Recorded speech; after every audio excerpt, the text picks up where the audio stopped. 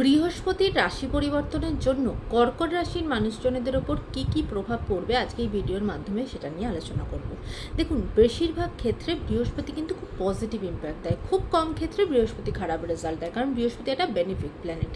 এবার বৃহস্পতি আগে ছিল বৃষ রাশিতে, এখন সে মিথুন রাশিতে অবস্থান করছে এবং সিংহ রাশির মানুষজনদের জন্য বৃহস্পতি অবস্থান করছে 11 নম্বর ঘরে। এবার বৃহস্পতি 11 নম্বর ঘরে বসে যে ঘরগুলোকে দেখছে সেটা হলো 3rd হাউস, 5 নম্বর ঘর এবং আপনার 7 নম্বর ঘর।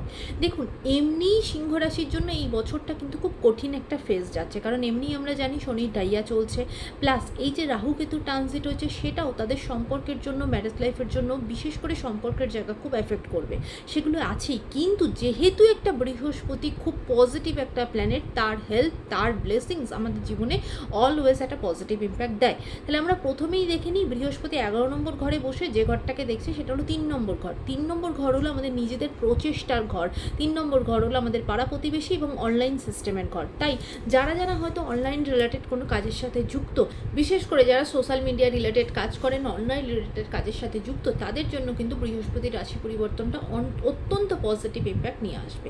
এবং 3 নম্বর ঘর হচ্ছে আমাদের জন্য কোথাও না কোথাও আমাদের যে সোশ্যাল সার্কেলটা, যেটা বা বলতে পারেন আমাদের পাড়া প্রতিবেশী, আমাদের ছোট ভাই বোন, তাদের সাথে যে সম্পর্কটা, সেটাও কিন্তু বৃহস্পতি যেই ব্লেসিংস বা বৃহস্পতির দৃষ্টি যেই 3 নম্বর করে আসবে, সেই জায়গাটাকেও কিন্তু আপনার সম্পর্কের জায়গাটাকেও কিন্তু বেটার করবে। এবার চলে আসি, বৃহস্পতি 11 নম্বর ঘরে বসে যে ঘরটাকে দেখছে সেটা হলো 5 নম্বর ঘর। 5 নম্বর ঘর হলো স্টুডেন্টের জায়গা, 5 নম্বর ঘর হলো আপনার জন্য আপনার পড়াশোনার জায়গা। তাই কোথাও না কোথাও যারা স্টুডেন্ট, তাদের কিন্তু পড়াশোনার জায়গা খুব ভালো হতে চলেছে, নতুন অপরচুনিটি আসবে, বাইরে কোথাও পড়তে যেতে চাইলে সেটা হবে, বা অনেক হয়তো কেউ চেষ্টা করছো কোনো পরীক্ষা ক্র্যাক করবে, সেই জায়গাটা কিন্তু আপনাকে ভীষণভাবে হেল্প করবে। তাই সিংহ রাশির যারা স্টুডেন্ট, তাদের জন্য কিন্তু বৃহস্পতির রাশি পরিবর্তনটা তাদের পড়াশোনার ক্ষেত্রে, পরীক্ষার ক্ষেত্রে খুব বেশি হেল্প করবে। এর সাথে এই যে 5 নম্বর ঘর, সেটা কিন্তু প্রেমের সম্পর্কেরও জায়গা।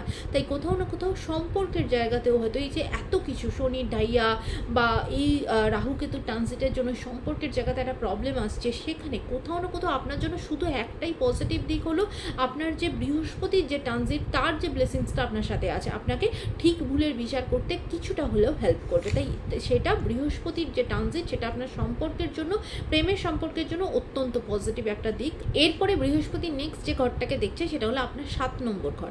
এবার এই 7 নম্বর ঘর হলো আমাদের ম্যারেজের জায়গা, 7 নম্বর ঘর হলো আমাদের বিজনেস পার্টনারের জায়গা। যেমন আমি আগেই বললাম, রাহু কেতু ট্রানজিটের জন্য আপনার ম্যারেজ লাইফের জায়গাতে কিন্তু ভীষণ প্রবলেম আসবে, আপনার নিজের কথা বলার জায়গাতে কিন্তু অবশ্যই আপনাকে সতর্ক হতে হবে। কিন্তু আপনার জন্য একমাত্র একটাই পজিটিভ দিক হলো বৃহস্পতির ব্লেসিংস, বৃহস্পতির মতো পজিটিভ একটা প্ল্যানেটের ব্লেসিংস আপনার ম্যারেজ লাইফের ওপর আছে। এই জায়গাটাই আপনাকে কিন্তু ম্যারেজ লাইফের জায়গা সব খুব নেগেটিভ হওয়ার থেকে কিছুটা হলেও আপনাকে বেটার দিকে নিয়ে যাবে, ভালোর দিকে নিয়ে যাবে। এমনকি আপনার বিজনেস পার্টনারের সাথেও সম্পর্কের জায়গাতেও ঠিক একই ব্যাপার, যে রাহু কেতুর জন্য বা যেটা আপনার ঢাইয়ার জন্য যতটা প্রবলেম আপনি ফেস করছেন, এই বৃহস্পতির ট্রানজিট আপনাকে একটু রিলিফ দেবে সেখান থেকে।